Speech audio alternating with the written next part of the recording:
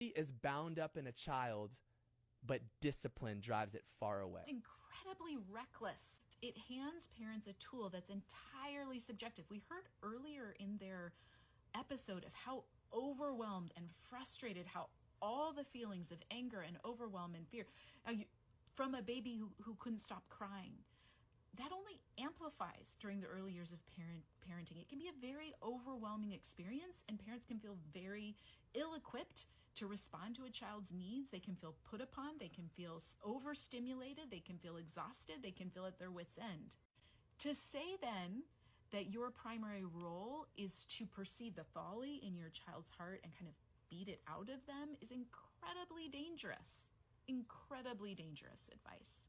It also specifically talks about discipline with the rod. It says it will not kill them. Because some people could say, well, you can discipline them with timeouts. Hold on. It says with the rod. She gonna get a little bit. His erroneous starting place, both the understanding of what discipline is and how to approach the rod, Proverbs, instantly leads new parents to saying, oh, it's biblical. I have to use a rod. And there's a number of Christian experts telling you what that rod is. Some of them sell rods, some of them recommend different tools, but a parent believes that this is something God requires of them, and then any God-given intuition or instinct that makes them uncomfortable with it, that says, this doesn't feel right, I don't want to do this, they override with some kind of thinking that says, well, God's ways are higher. They have been misled to believe that God requires this of them.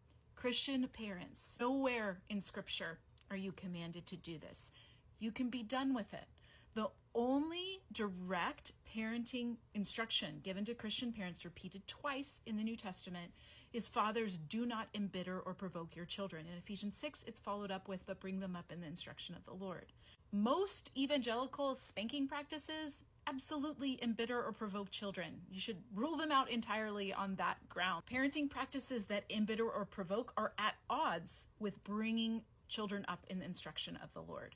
So if you want a single biblical principle, focus in on do not embitter or provoke my children to anger, and focus in on the teaching of Jesus that has strong words of caution to adults who cause little ones to stumble, who harm little children. Keeping those in mind for evaluating other techniques, which, as we're always saying, we're always ever just somebody's opinion, just like these influencers are just giving their opinion.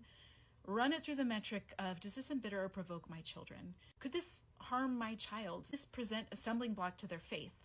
Those are helpful metrics.